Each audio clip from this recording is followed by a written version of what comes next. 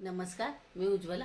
शौर्यस cloud किचनमध्ये मी तुमचं मनापासून खूप खूप स्वागत करत आहे. आज गुढीपाडवा विशेष तुम्हाला मी 2 रेसिपी दाखवणार आहे.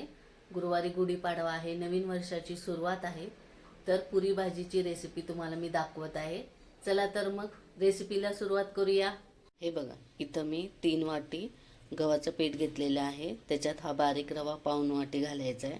याच वाटीने मी गव्हाचं पीठ घेतलेलं आहे आणि याच्यात चवीनुसार मीठ घालायचं आहे आणि हे चांगलं मिक्स करून एकदम घट्टसर असं पीठ मळायचं आहे पुरीसाठी. हे बघा, हे असं घट्टसर पीठ मळायचं आहे. आता हे आपण 10 मिनटं झाकून ठेवूया. हे बघा, आता बटाट्याचा रस्सा करण्यासाठी इथं मी 2 कांद्याची पेस्ट केलेली आहे. हे 2 टोमॅटोची पेस्ट आहे. आता आपण ह्याच्यात हे बघा अर्धी वाटी खोबरं घेतलेलं आहे. त्याच्यात हे थोडेसे लसूण घ्यायचे आहे आणि थोडंसं आलं घालायचं आहे आणि हे पण मिक्सरला बारीक करून घ्यायचं आहे. हे बघा, खोबरं आणि आलं लसूणची अशी बारीक पेस्ट करायची आहे. हे बघा, बटाट्याचा रस्सा करण्यासाठी इथं मी कढई ठेवलेली आहे. त्याच्यात 2 पळी तेल घातलेलं आहे. तेल तापलं की हा कांद्याची पेस्ट केलेली आहे ती घालून भाजून घ्यायची आहे. हे बघा, कांद्याची पेस्ट थोडीशी भाजल्यानंतर हा टोमॅटोची प्युरी ही घालून ही चांगली परतून घ्यायची आहे. दोन्ही चांगलं तेलात असं भाजून घ्यायचं आहे. हे बघा, कांदा आणि टोमॅटो चांगला असा भाजून घेतलेला आहे. आता ह्याच्यात आपण ती पेस्ट घालूया, खोबरं आणि लसूण आलं लसूणची, आणि ती परतून घेऊया. हे बघा, मसाला तेलात चांगला भाजल्यानंतर आता याच्यात थोडीशी हळद घालायची आहे, अर्धा चमचा. ही आहे काश्मीरी मिरची पावडर 2 चमचे. हे आहे अर्धा चमचा गरम मसाला आणि ही आहे कसुरी मेथी 1 चमचा. हे चांगलं हलवून घ्यायचं आहे. आता मिक्स करायचं आहे. इथं मी 3 मोठे बटाटे उकडून थंड करून हे बघा असे कट करून घेतलेले आहेत. ते आता हे बघा ह्याच्यात घालायचे आता आणि मिक्स करून घ्यायचे आहेत. तुम्हाला कुस्करून घालायचं असतील तर तुम्ही कुस्करून घालू शकता. हे चांगले मिक्स करून घ्यायचे आहेत. हे असे छान मिक्स करून घ्यायचे आहे आणि मग त्याच्यात हे चवीनुसार मीठ घालायचं आहे. घालून आता मिक्स केलेलं आहे. आता ह्याच्यात उकळलेलं गरम पाणी घालायचं आहे. तुम्ही तुमच्याप्रमाणे कन्सिस्टन्सी ॲडजस्ट करू शकता, पातळ घट्ट कसा हवा त्याप्रमाणे.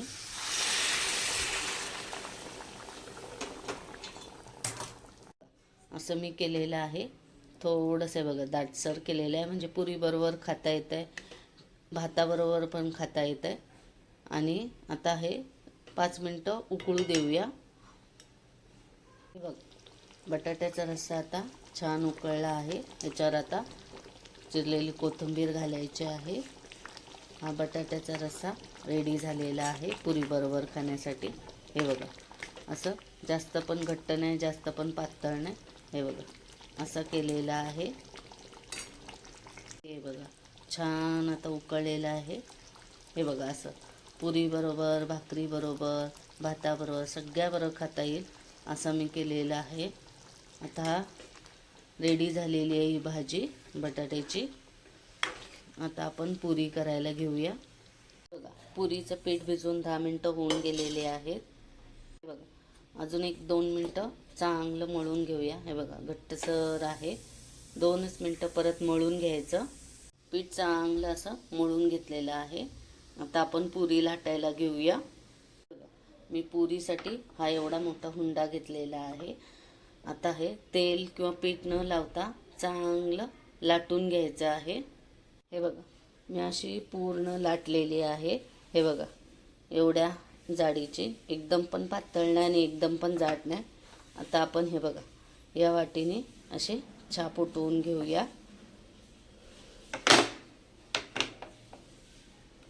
हे बघा असे तुम्हाला एक एक पुरी लाटायची असेल तर तुम्ही एक एक पुरी सुद्धा लाटू शकता.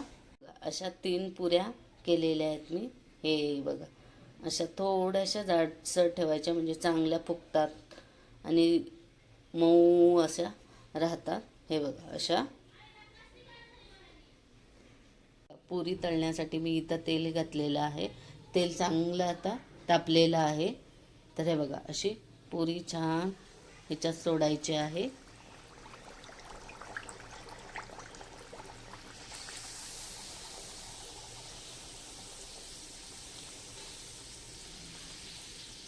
बघा कशी टम्म फुगलेली आहे.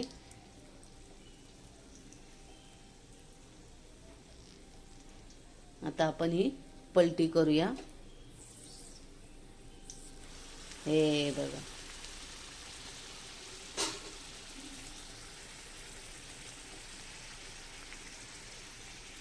हे बघा, दोन्ही साईडनी चांगली तळल्यावर जाळीवर आता आपण ही काढून ठेवूया.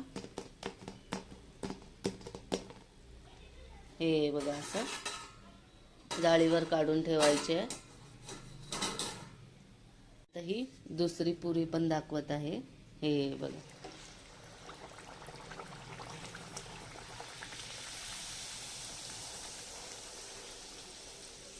हे बघा कशी टम्म अशी फुगलेली आहे.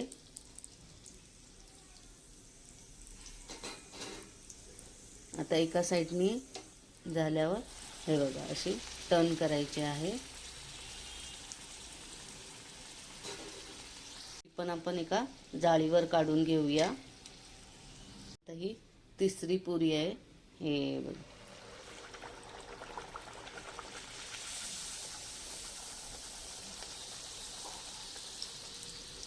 हे बघा, ही पण कशी टम्म अशी फुगलेली आहे. आता ही पण पलटी करूया आपण. हे बघा, छान अशा फुगलेल्या आहेत तिन्हीच्या तिन्ही पुऱ्या. आता ही पण एका जाळीवर काढून घेऊया. तिन्हीच्या तिन्ही कशा छान फुगलेल्या झालेल्या आहेत पुऱ्या. ताट वाढायला घेऊया. आहे पुरीबरोबर खाण्यासाठी बटाट्याची ग्रेव्ही केलेली आहे. हे बघा कशी छान झालेली आहे.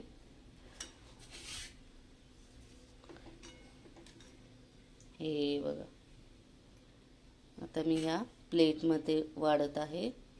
हे बघा कशी ग्रेव्ही किती सुंदर झालेली आहे. तर तुम्ही ही रेसिपी नक्की करून बघा. आवडली तर मला कमेंटमध्ये नक्की कळवा.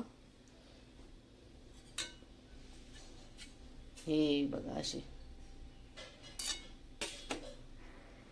रश्श्यासोबत खाण्यासाठी या आहेत टम्म फुगलेल्या पुऱ्या.